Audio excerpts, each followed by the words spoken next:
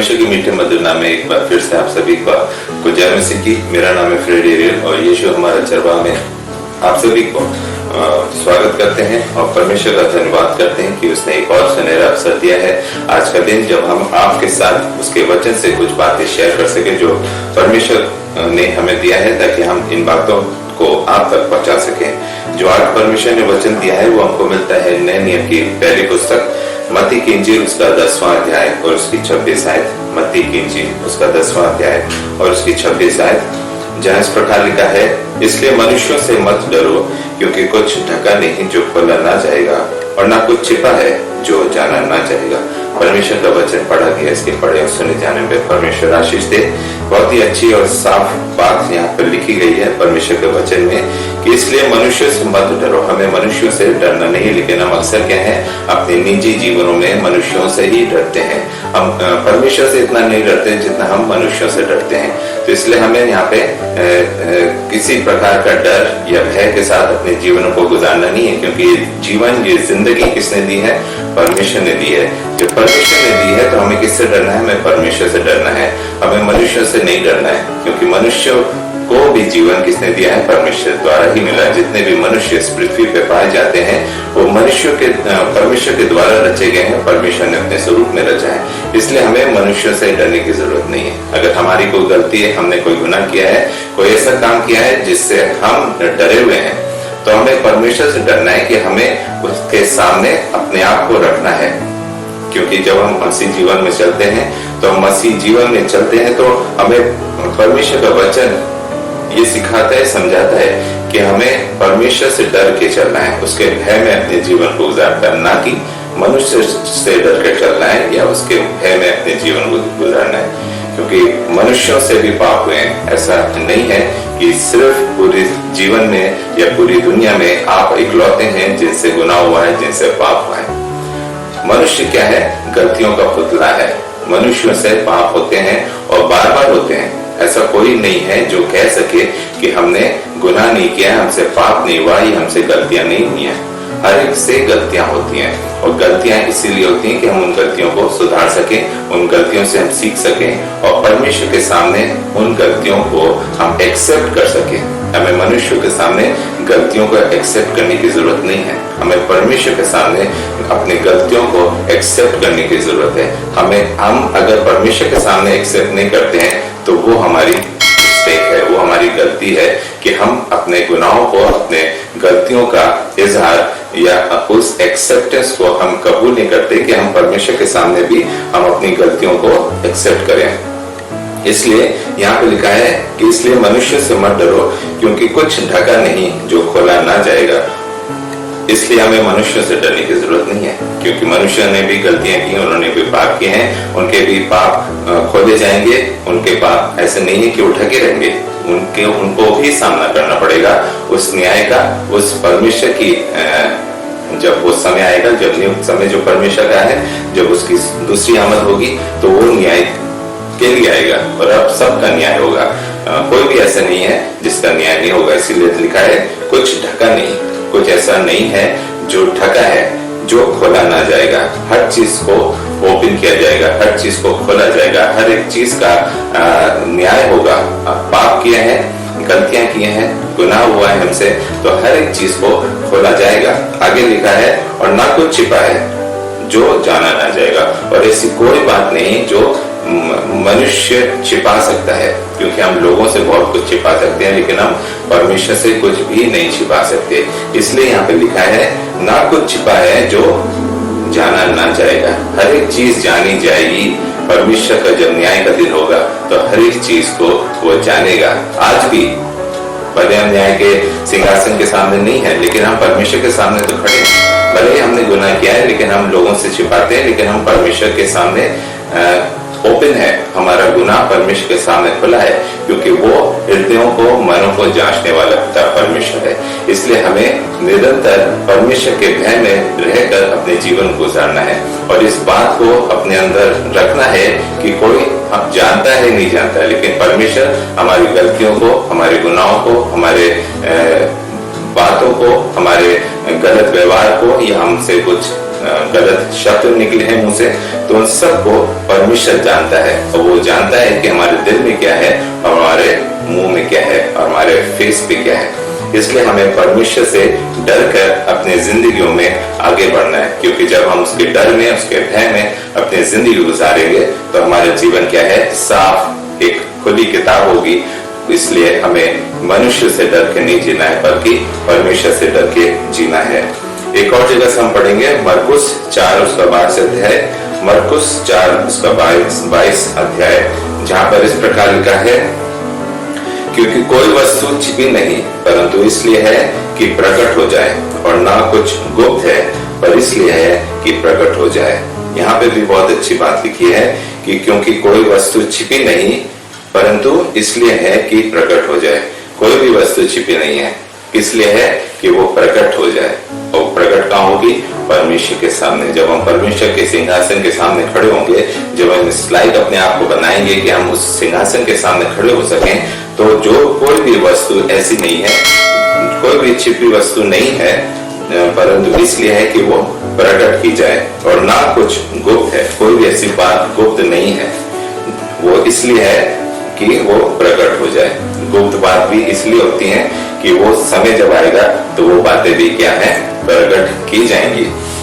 और इसलिए हमें इस बातों को ध्यान रखना है, इन वर्सेस को ध्यान रखना है जो अभी हमने आपके सामने पढ़ा।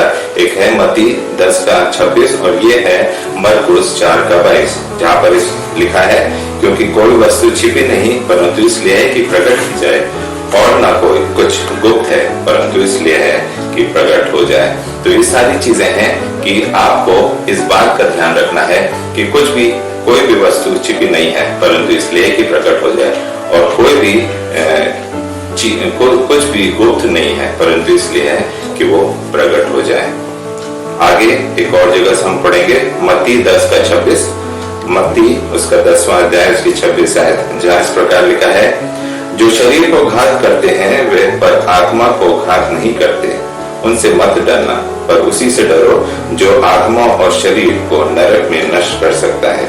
यहाँ पर बहुत अच्छी बात लिखी है कि जो शरीर पे आप जब अपने निजी और संसारिक जीवन में आगे बढ़ते हैं तो कई बार हम लोग की लड़ाई झगड़े हो जाते हैं, यहाँ तक लड़ाई झगड़े होते हैं कि हमें हाथापाई हो जाती है, मारपीट हो जाती है। तो यहाँ पर उसी के विषय में लिखा है, जो शरीर को घात करते हैं पर आत्मा को नहीं कर सकते। आपको मार सकते हैं, आपको पीट सकते हैं, आपको नुकसान पहुंचा सकते हैं। आज हम अक्सर देखते हैं जब लोग सड़कों पर जाते हैं, प्रचार करते हैं मसीह का, तो बहुत लोग उनके खिलाफत करते हैं, उनके अगेंस्ट में होते हैं। वो नहीं चाहते कि मसीह का प्रचार हो, परमेश्वर का प्रचार हो या उसके वचन की आपका प्रचार हो, ताकि और लोग जान सके और लोग उनके नजदीकी में आ सके। इसलिए उनका खिलाफत करते हैं, उनको मारते हैं, पीटते हैं, उनको चोट पहुंचाते हैं। लेकिन वो लोग हैं जिनके विषय में यहाँ पे लिखा है, जो शरीर को घात करते हैं पर आत्मा को नहीं कर सकते। आपकी आत्मा को घात नहीं कर सकते। आपकी आत्मा क्या है? परमेश्वर से जुड़ी है। आप परमेश्वर के लोग हैं, आप परमेश्वर से के अनुसार अपनी जिंदगी गुजारें। आप चाहते हैं कि आपको परमेश्वर का वचन ज्यादा लोगों तक पहुंचाया जा सके। इसलिए वो लोग हैं जो शरीर को घात कर सकते हैं पर आत्मा को नहीं घात कर सकते।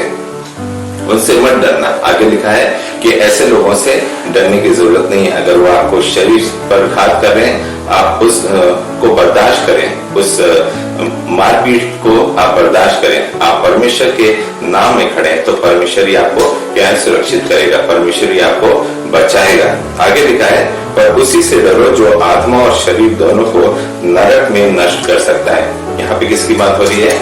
यहाँ पर प्रभु यीशु मसीह की बात हो रही है कि हमें उनसे डरना है जो आत्मा और शरीर दोनों को कहां पर? नरक में नष्ट कर सकता है। ऐसे लोग स्वर्ग में थोड़ी जाते हैं जो आपको नष्ट कर रहे हैं, जो आपको घात कर रहे हैं, जो आपका नुकसान कर रहे हैं या मसीह का प्रचार नहीं होने दे रहे हैं। तो ऐसे लोग क्या है? शैतान के लोग कहलाते हैं। जो ऐसे लोग हैं वो क्या है? मसीह के न्याय के सामने खड़े होंगे और उनका न्याय होगा। तो ऐसे लोगों का क्या है? प्रभु यीशु मसीह का जो समय आएगा तो वो क्या है? ऐसे लोगों को नरक में नष्ट करेगा, जो शरीर और आत्मा दोनों को नष्ट कर सकता है। तो इसलिए हमें उनसे नहीं डरना है जो शरीर को घात करते हैं, और आत्मा को वो छू तक नहीं सकते। हमें किससे डरना है? प्रभु यीशु मसीह से डरना है, जो शरीर और आत्मा दोनों को नरक में नष्ट कर सकता है। कितनी अच्छी बात है। तो यहाँ पर इस वचन को आप जरूर से पढ़िएगा जब आप एकांत में हो, जब आप इस बात को और जानना चाहें तो और भी आयतें हैं, आप इसको जरूर पढ़िएगा। मत्ती 10 में लिखा है, जहाँ से 26 हमने पढ़ा है, किससे डरे। इसका जो शीर्षक है वो यही है, किससे डरे। तो किससे डरे, इसके विषय में आपको पढ़ने को यहाँ पर मिलेगा। तब तो आप और गहराइयों को और बातों को समझ पाएंगे कि परमेश्वर का वचन आपसे क्या बताना चाहता है और क्या सिखाना चाहता है। एक जगह से हम और पढ़ेंगे, हमको मिलता है नीति वचन, उसका 29वां अध्याय, उसकी 25 आयत। नीति वचन उसका 29वां अध्याय और उसकी 25 आयत, जहाँ इस प्रकार लिखा है, मनुष्य का भय खाना फंदा हो जाता है, परंतु जो यहोवा पर भरोसा रखता है उसका स्थान ऊंचा किया जाएगा। कितनी अच्छी बात लिखी है। मनुष्य का भय खाना फंदा हो जाता है। हम मनुष्य का भय खा जाते हैं, अक्सर हम उन्हीं चीजों में जकड़ जाते हैं, फंस जाते हैं, हम डरने लगते हैं, हमारा जीवन आगे नहीं बढ़ पाता है क्योंकि हमारा डर उनके इर्द गिर्द ही घूमता रहता है, हम आगे तक सोच ही नहीं पाते। लेकिन आगे लिखा है, परंतु जो यहोवा पर भरोसा रखता है उसका स्थान ऊंचा किया जाएगा। अगर यदि आप यहोवा पर भरोसा रखते हैं, यदि आपका विश्वास परमेश्वर में मजबूत है, दृढ़ है, तो क्या लिखा है यहाँ पे, जितने भी लोग यहोवा पर भरोसा रखते हैं उनका स्थान क्या है, ऊंचा किया जाएगा। क्योंकि आप परमेश्वर के चुने हुए लोग होते हैं, आपको डरने की आवश्यकता नहीं है। आप किसी प्रकार का फंदा अपने आसपास महसूस ना करें, क्योंकि शरीर को जो घात करते हैं वो आत्मा को छू तक नहीं सकते, या जैसे अभी हमने पहले पढ़ा था। इसलिए मनुष्य का भय हमें नहीं रखना है अपने जीवन में, परंतु किसका भय रखना है, परमेश्वर का, यहोवा का। इसीलिए लिखा है, परंतु जो यहोवा पर भरोसा रखता है उसका स्थान ऊंचा किया जाएगा। आप यदि यहोवा पर भरोसा रखते हैं तो आपको ऊंचा वो करेगा, आपको आगे वो बढ़ाएगा, आपको बुरी परिस्थितियों से वो निकालेगा, क्योंकि वो हमारा सर्वश्रेष्ठ पिता परमेश्वर है, इस सृष्टि को रचने वाला है। उसने हमें और आपको एक खूबसूरत जिंदगी दी है ताकि हम दिन प्रतिदिन उसके जीवन, अपने जीवनों में आगे बढ़ें और उसके नाम की स्तुति और महिमा कर सकें। तो इन वचनों में जो आज हमने आपको पढ़ा और साथ में इन वचनों को शेयर करा है, वो आप जरूर देखिएगा। मत्ती 10:26, मरकुस 4:22 और मत्ती 10:28 और नीति वचन 29:25।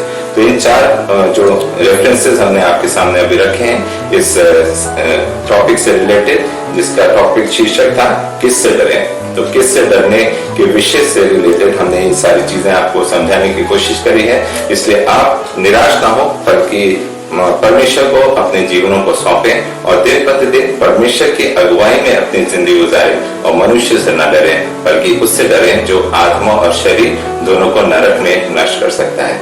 May God bless you all.